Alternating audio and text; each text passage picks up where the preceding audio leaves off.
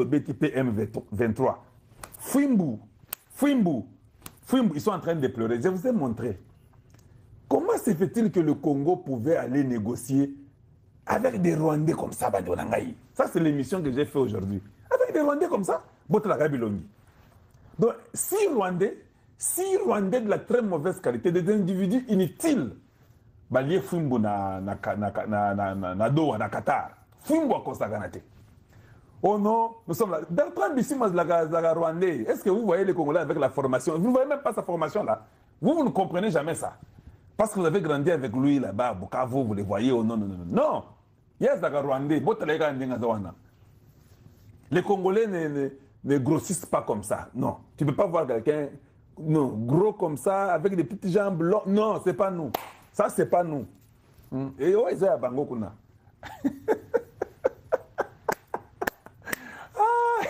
S'il vous plaît, partagez quand même.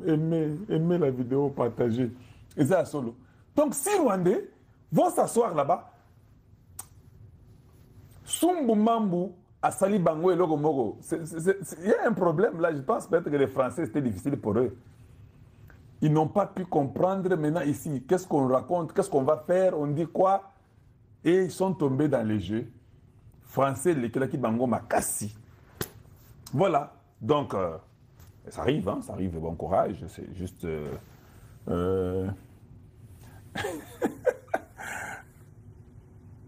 sont entrecoupés, sont les Akitoko. Les Akitoko Makassi, Zalaga Bongozo, c'est bon.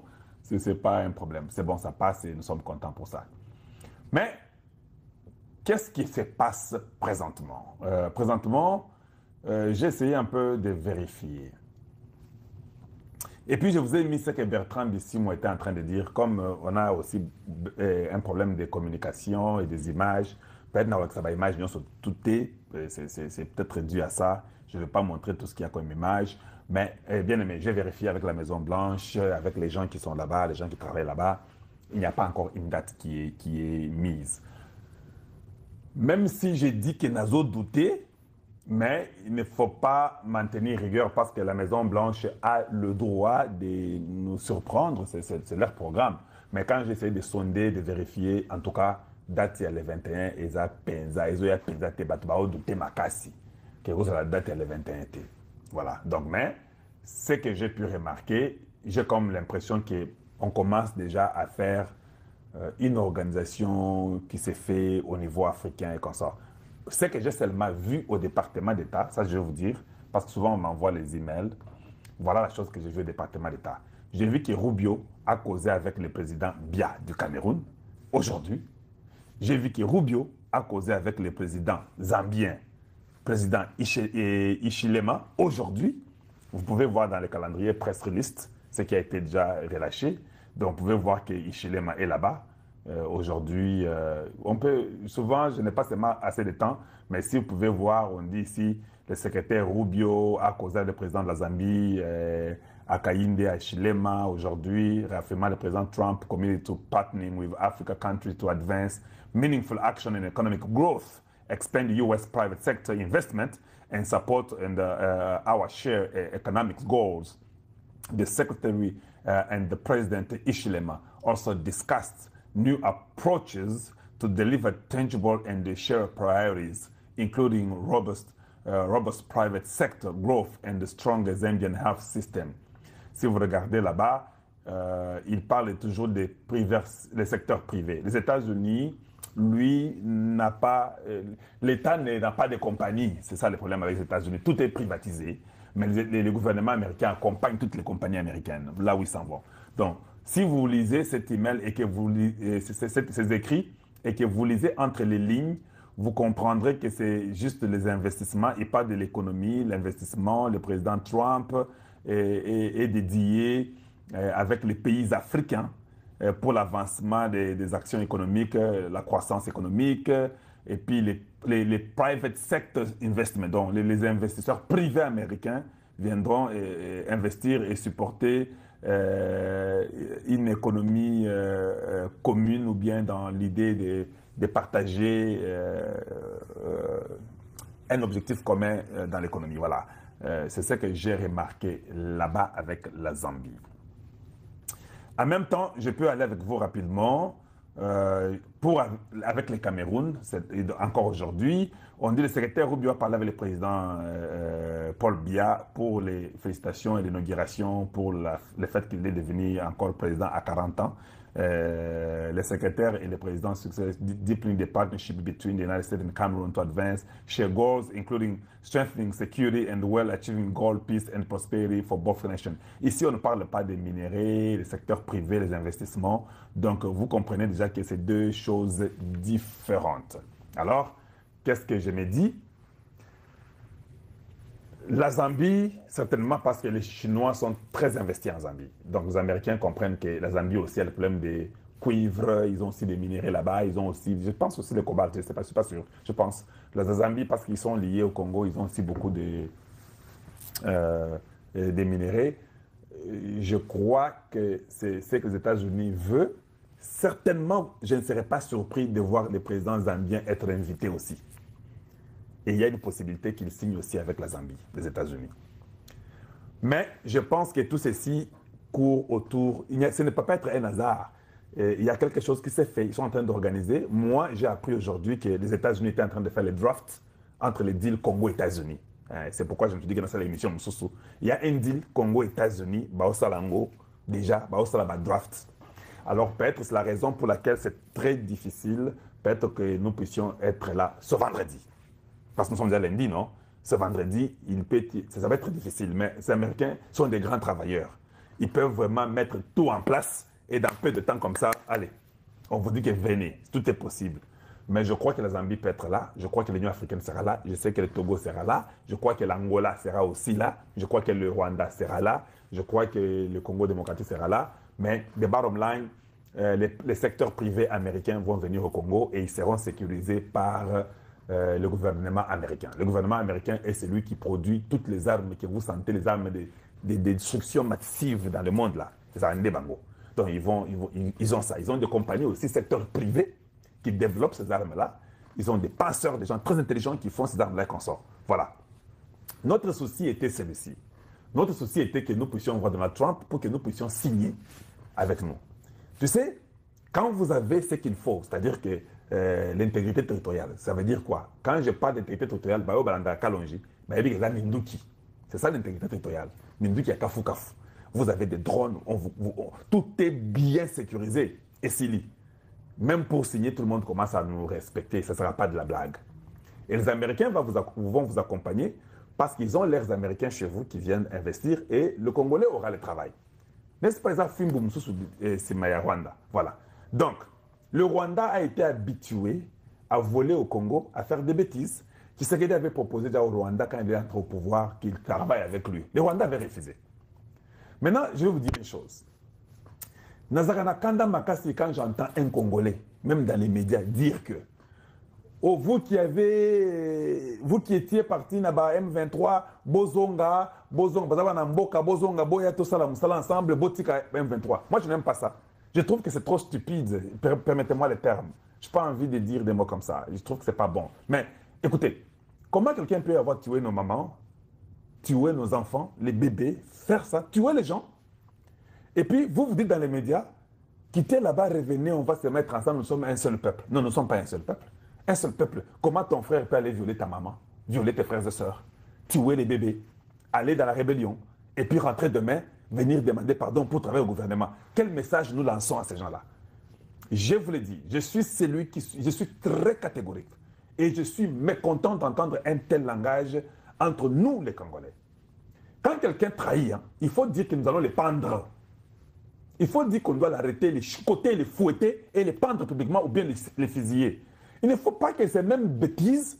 Donc, quand toi tu n'aimes pas Tshisekedi, tu n'aimes pas le gouvernement, au lieu de ça, ta parti politique, yozobo qui est la rébellion aux Minduki. Vous parlez, vous chantez, vous parlez. Maintenant, quand ça ne marche pas, tu rentres revenir en gros ici et puis nous, on va te mettre dans le gouvernement. Non. Ça, moi, je ne crois pas comme ça. Si vous, les Congolais, vous croyez comme ça, alors c'est vous qui détruisez votre pays. On doit changer la façon de croire.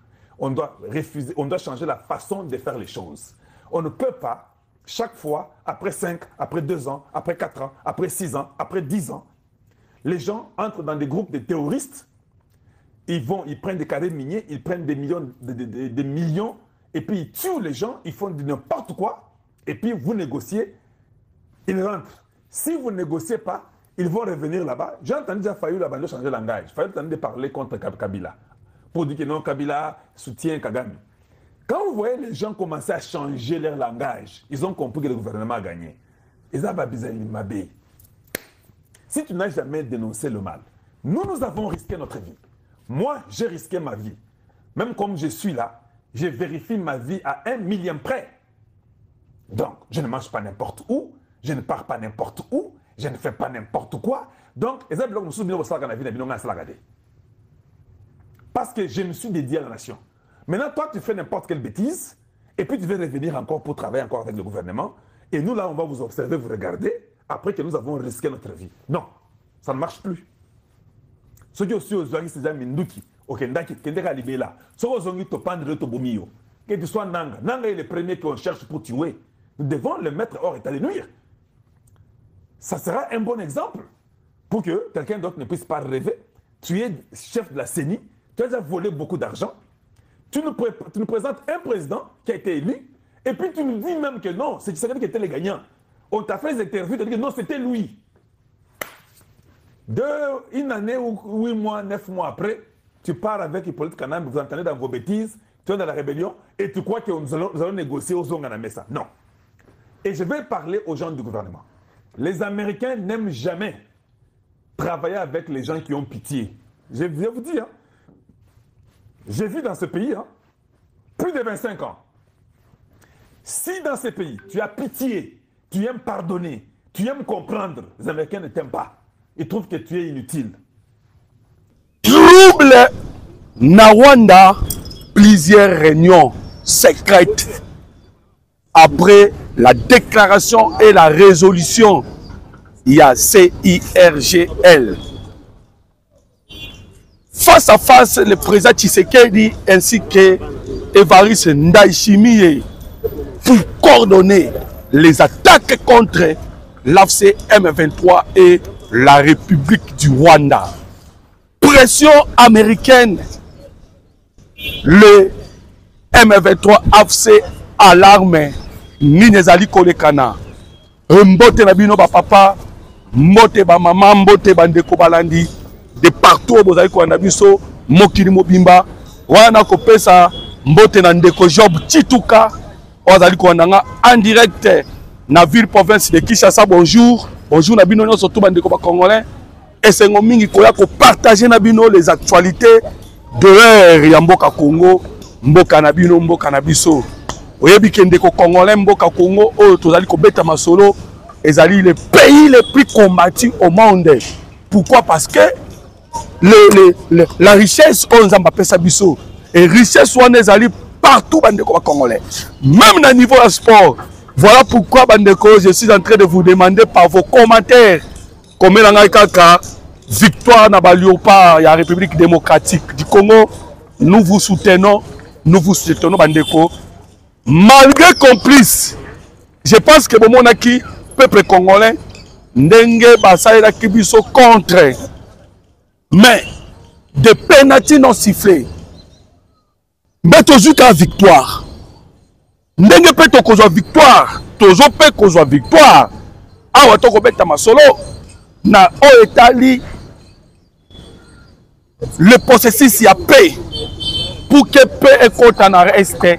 Il y a RDC mboka na bino mboka na biso matondo mingi na bino esengo tselanga ijeme mona mboka Congo poto beta masolo ya mboka Congo. Plusieurs réunions secrètes na Rwanda. Trouble Paul Kagame ayebi décision kozwa te. Akende to akende te. Wa to ko beta masolo na moko le 21 à Washington aux États-Unis d'Amérique. La situation est comme bloqué. Bande comme congolais.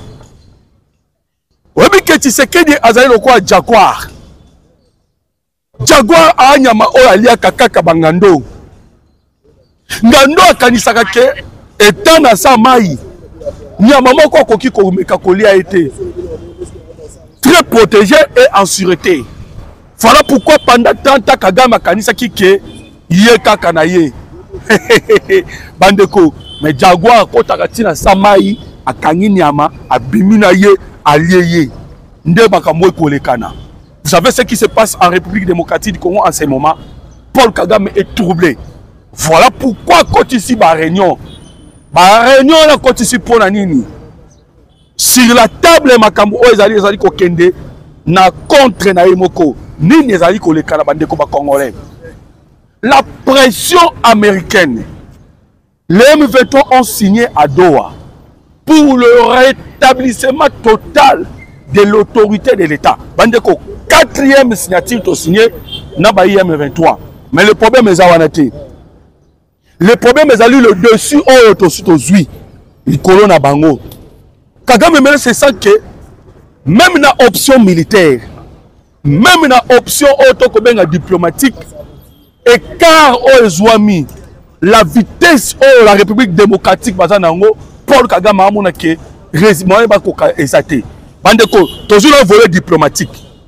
La décision qui vient d'être décidée, dans le 9e sommet, il y a conférence internationale, il y a un pays à Grand Lac, CIRGL. Bandeko Congolais, les décisions aux Zouami est bloqué Paul Kagame parce que Olivier Ndourou Guerrere, le ministre des Affaires étrangères à Rwanda, Leli, il vient de pleurer. Aussitôt le président Tshisekedi a eu Ngonde, so babé comment, na bien na combo, a eu le bâton, va l'enfoncer. Il y a commandement, il y a conférence internationale des pays du Grand Lac, mbalamoko résolution est bimi. Et la résolution est eu hors de point de na Rwanda qui retire ses militaires dans le sol congolais. Alors vous vous souvenez, bande de Congolais, nous sommes dans le volet diplomatique. Pour mon côté diplomatie, nous avons toujours le dessus na niveau à Kosakanate. Tala sikoyo décision tu sais que dans le pouvoir pour la samedi résolution bimi. Tokena qui n'a Paul Kagame na CEEAC, communauté des États, communauté économique des États d'Afrique centrale. Kuna to bengana kiye. Vous savez que Paul Kagame na Rwanda babaki non, bangaki bazongonde bakoma siko ko diriger ces communautés économiques des États d'Afrique centrale. Bande ko ba congolais, ils ont rejeté, rejeté qui candidature ya Rwanda pour l'agression dans la République démocratique du Congo. Et ils étaient rejetés. D'ailleurs, ce qu'on a comprendre que Paul Kagame maintenant, on est tenté d'asphyxier Kagame sur la scène internationale. N'oubliez pas que l'année prochaine, Malamoko Burundi, le président Evariste Ndayishimiye, à cause de bâton de commandement de l'Union africaine. Bande congolais. Et vous savez déjà encore que la République démocratique du Congo, l'an prochain, a dans le Conseil de sécurité des Nations Unies. Voyez les 4 autres Zanango.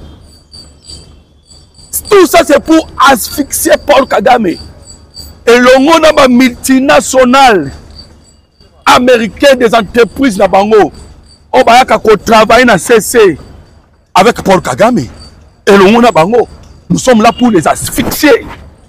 Voilà l'arme bakolé là. Bakolé là pas mbaké. Parce que makamwe ko marché makiwana. C'est pour cela que Kagame a continué réunion.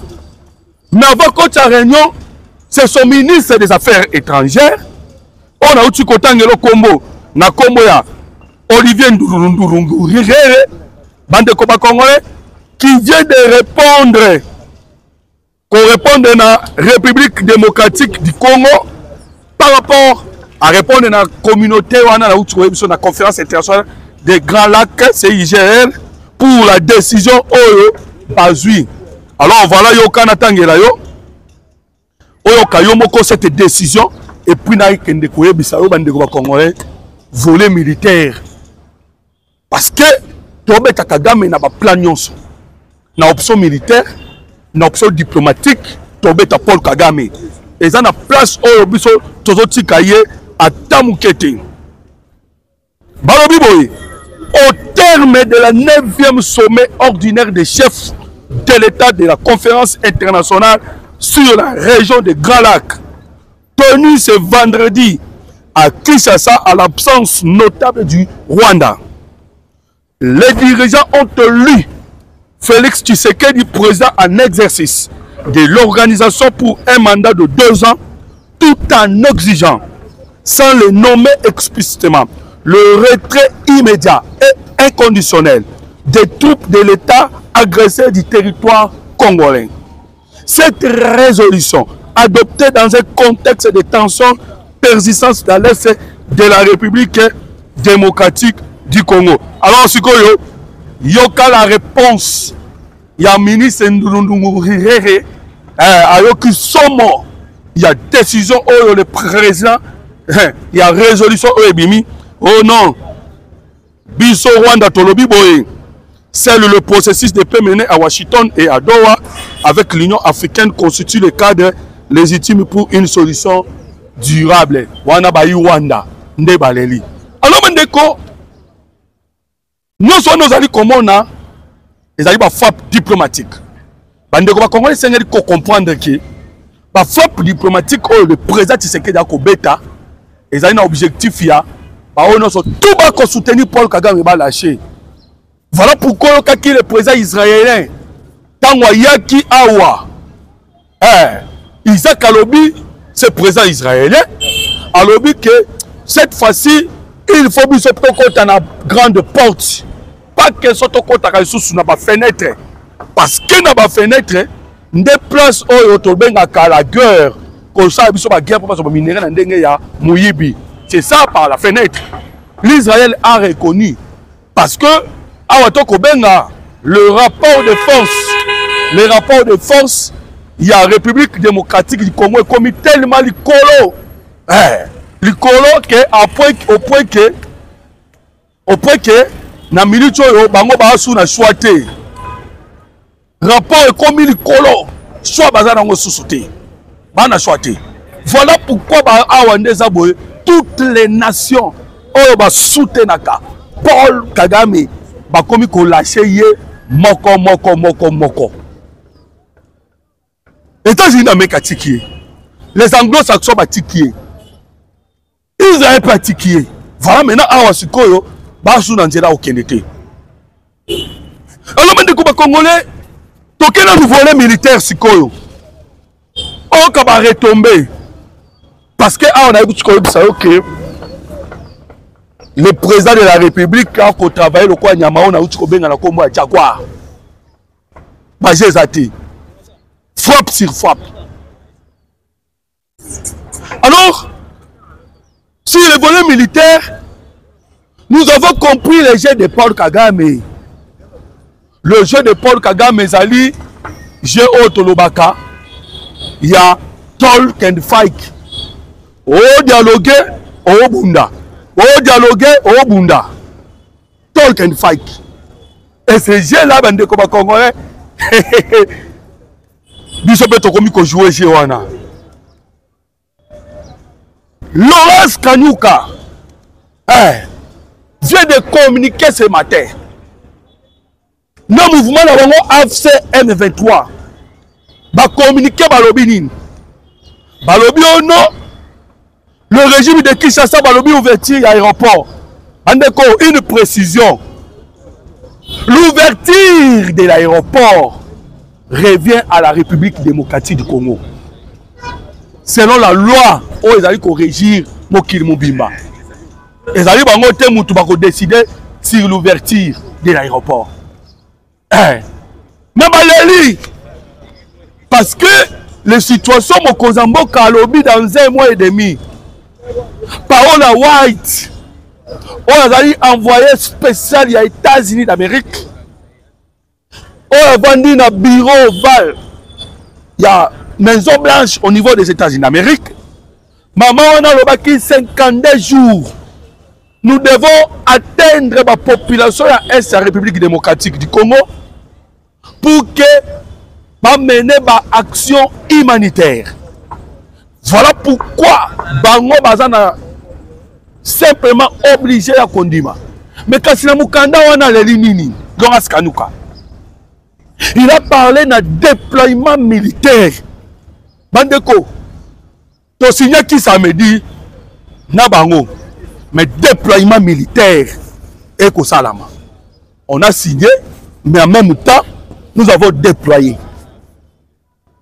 Sur tous les fronts. Déploiement militaire sur tous les fronts. Toche Basoda, Bissika Nyonso. Pour la récupération totale. Voilà pourquoi Oki Bango Baleli. Mais Kassi, un élément très important. J'aimerais Bandeko Congolais, si vous voulez, Bandeko, Natangela yo déclaration ya Laurence Kanyuka. Ya AFC M23.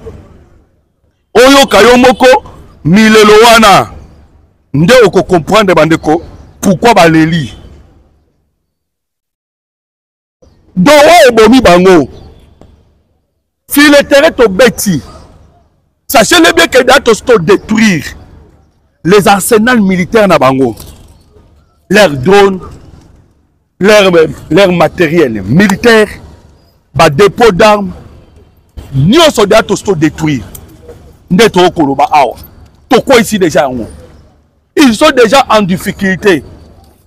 So comme on écoute tout ça qui doit. Parce que situation sur le terrain match était ngamaki. On a attaqué les 3 cibles que j'aime toujours parler. Parce que il y a un de ça qui guerre conventionnelle bundawaka. 3 cibles. Les officiers nabango, leur arsenal militaire. Awa siko to comment ko beta na ba carré minier. Pour ne pas dire ba site. Parce que tchaka ba installation pour na ba extraire le minerai congolais. To comment beta na kuna. Affaibli Kagame ningisi singati na ba France partout pour que ba senga cesser les faits to solo là. Bien sûr, to sengi to juste cesser les faits, ba zu yango ba obtenir to keli solo. Mais kasi na kata li solo passe mamba za ko luka ba zo mo victoire.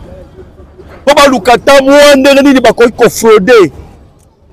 Ba to bima na auto bengi le mixage parce que l'objectif le Paul Kagame a l'objectif ya koluka ndenge nini baza toujours na contrôle ya partie est ya République démocratique du Congo. Mais bazu fimbu kuna parce que na kati 8 points oh babimisi na accord cadre na 8 points wana il y a un point qui parle de la justice transitionnelle. Justice traditionnelle. Bandeko ba Congolais. Comment je soutiens le président Tshisekedi, s'il vous plaît? Comment je soutiens le président Tshisekedi? Pourquoi na lo babongo? C'est parce que le représentant de la République démocratique du Congo va vendre la qui dossier où na ko betelo masolo ndeko Congolais sur la justice transitionnelle. Justice transitionnelle wana eza nini? Yango ndezali la base oyo ekosala ke biso ba Congolais toya ko reconnaître ba wei na biso. C'est la justice transitionnelle. Obi ke mo wei en Afrique ça très très important. Mo wei en Afrique basala ka na été. Parce que nous qui sommes vivants, lobi peut kokende. Voilà pourquoi le président Tshisekedi Atali alors, il ne négliger jamais 15 millions de morts. Il faut Tolanda. Obama qui maman a besoin est pour nini. Obama qui papa a besoin est pour nini. Pour na ka minéraux babotama na mabele na bango. Tokoti kabinote il faut bofuta. Otobenga ka réparation. Et non simplement réparation, il faut que la justice soit faite. Na oyo apesa munduki na ba M23 to na Kagame oyo pe en recrutant oyo Congolais ont qui traite. Donc la justice transitionnelle wana bandeko bokozamboka a obtenir yango elongo na ba M23 na Doha yango wana ba Rwandais ba leli na ba M23 ba misi communiqué pour na kolobakeo le régime de Kinshasa yo kala tangelo mwana mboka Congo tala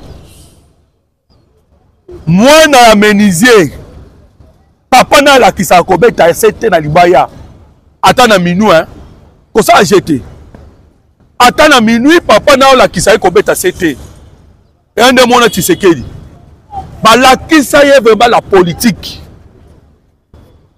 yo ka bango nde ba lela oh non. Concernant l'AFC M23, mise au point du 16 novembre 2025, Yokan de Konanga Congolais. 3 points. Parmi les 3 points, l'AFC parle concernant la réouverture de l'aéroport de Goma.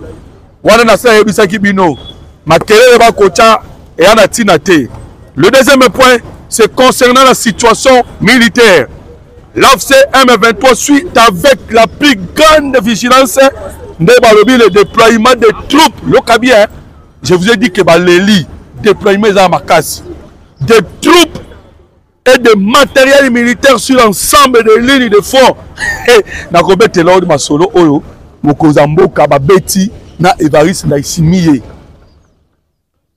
Je vous ai parlé que na Rwanda trouble, na kobe trope masolo, il y a trouble au le kanaki na Rwanda.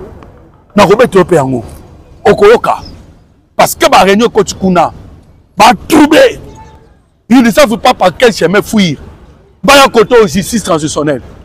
Baya koto CH4 Robeta Bango. Bazo koto processus de Washington.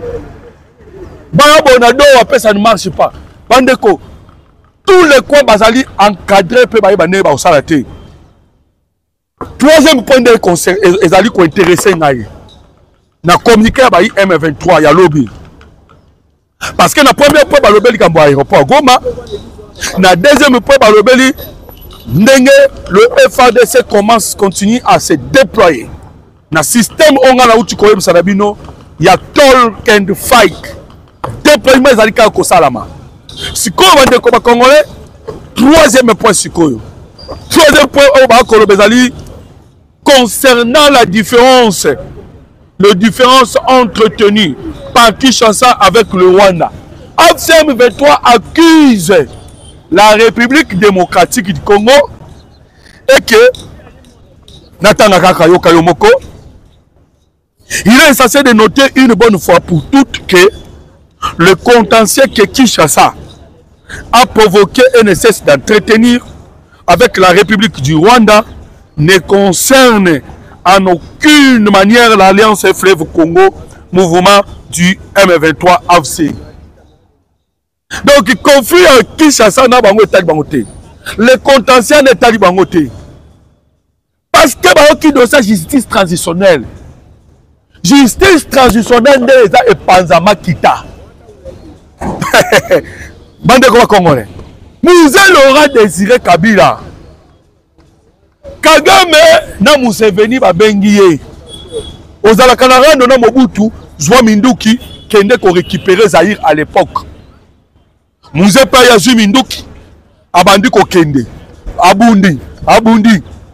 Tangu Muze a commis la vie de Kinshasa Zubo Kozi Mobutu Akimi. Maramoko ba ONG babandi recherche. Ba trouver que Kagame a bomi ba utu na dégâts ko sakanate. Abomi ba Congolais. Bande ko Kagame banda ko boma ba Congolais les lotés. Depuis 1996. Et vous savez qu'est-ce qui s'est passé? Lorsque la pression internationale commençait à peser sur Mouzé Laurent Désiré Kabila, c'est le jour où Mouzé Laurent Désiré Kabila a fait sortir ma vérité. Bande ko c'était Kagame qui avait soutenu Mouzé Laurent Désiré Kabila. Pas Mouzé Bimi sa vérité. Alors bien bato bomona kabakufa kakuna na este bato bomona bakufa yanga ita Kagame nai apesa ngaka Minduki kana na kota pouvoir. Ce n'est même pas moi qui dirige l'armée congolaise. L'armée congolaise était dirigée par James Kabarebe au Azali Rwandais. Directement contre Kagame Masiliki. Parce que Kagame n'ingaka boma la rébellion. Voilà pourquoi ça la AFC et AFDEL, CNDP, RCD, M23 et le lot AFC. La rébellion, abandi kolamba parce que na biso ko biso trouble ça. Réunion continue à Rwanda. Ah, ba contentieux wana eza yo na pays. Pourquoi ba contentieux c'est entre le pays? Parce que c'est l'AFC qui vient de dire ça. Oh, le contentieux, bon gérer contentieux na bino c'est entre le pays. Ils ont dit que ce contentieux c'est entre le pays parce que ba banga. Babangi nini? Babi keba coach ba quoi c'est lango état au lieu de quoi il y a un individu. Parce qu'ils ont signé la justice transitionnelle. Ils seront poursuivis. Si quoi balingi que bango baza la poursuivi que batu baza la poursuivi et dans le gouvernement à Rwanda patati patata parce que s'il faut poursuivre les individus, la vérité kobima balingi bakima. Hey. Mais par rapport à ces belaires, plusieurs rapports, il y a les rapports des experts des Nations Unies, il y a les rapports mapping, il y a plusieurs rapports. Vous allez répondre. Hein? Parce que si vous avez des ambitions politiques, et c'est une ambition politique, vous allez mettre en haut sur le terrain. Et non, vos ambitions politiques, non. Vous allez la guerre pour tuer des Congolais, na bénéfice à Rwanda. Et les Rwandais n'ont pas bénéfice bénéfice à l'Américain. Vous ne voyez pas que Rwanda allait travailler dans le cas essence. Dans le sens, il y a qu'on nuire. Dans le Congo. Maintenant, tant qu'on met ma sauce, ça ne passe plus. Et passer sauter.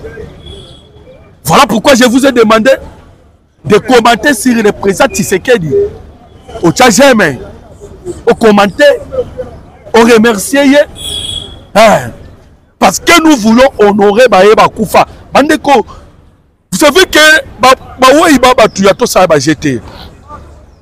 c'est grâce à elle que nous sommes.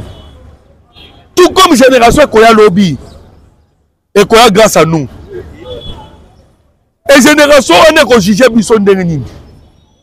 Qu'est-ce que nous leur avons légué? Totikeli Bangonine. Des valeurs. Totikeli Bangonine. Un pays uni, un pays fort. Qu'est-ce que nous leur avons laissé? Voilà pourquoi tout le monde toujours dans Bandeko Balandarabi sur la mission. Que ensemble, tout le monde a kobebisa. On bengi la guerre médiatique. Il y a eu Rwandais. Au travers, il y a partagé notre vidéo.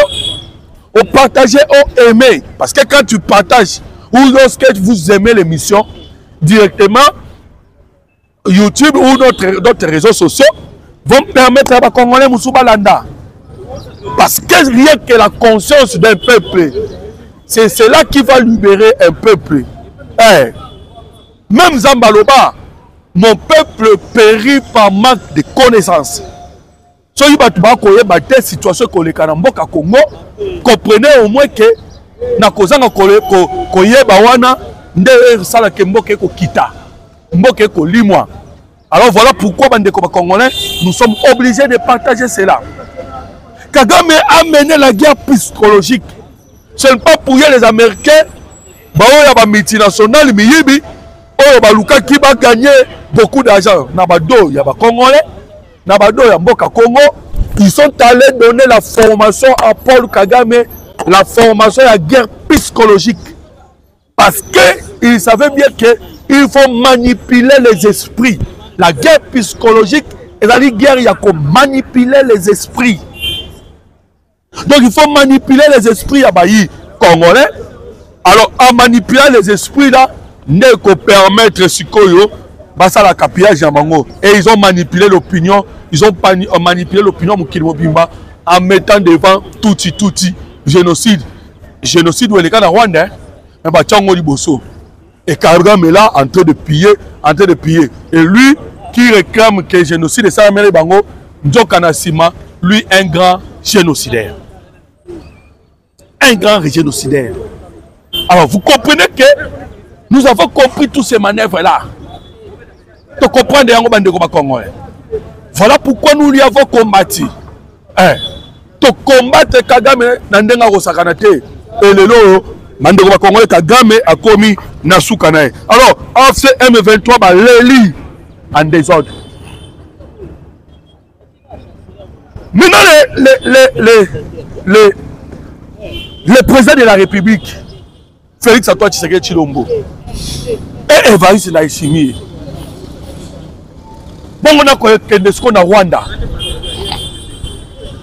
Le président Ndayishimiye et le Rwanda Mokozamboka a bakolamba sikoyo ndenge nini bako silisa la guerre na la République démocratique du Congo.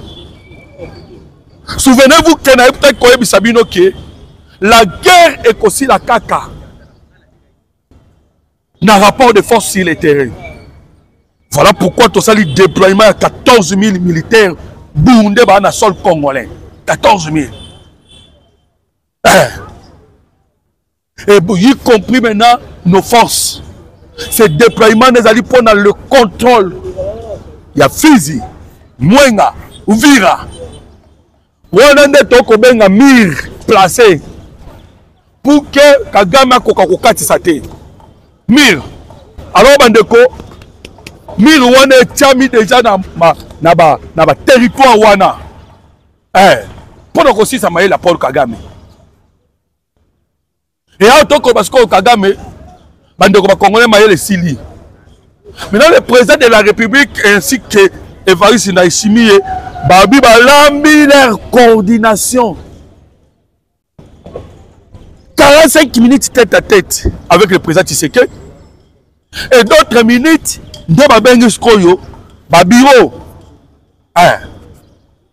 Oh, bureau koto, pour ne pas mettre ma solo. Bandeko, dans les jours à venir, beaucoup de monde a frappé wana. Oh, eko beta mana minute oyo. Beaucoup de monde a que cesser le fait koyate, on va récupérer tout l'espace et tout continue na Rwanda, on récupère Kagame. Parce que le plus méchant na Rwanda, c'est Paul Kagame. On récupère lui et on termine l'affaire. Alors, bandeko, numéro de téléphone sur le plus 243 89 40 330 80. Plus 243 89 40 330 80. Bon aimer, émission na biso pe bo partager. Maton domingi na bino, que Dieu vous bénisse.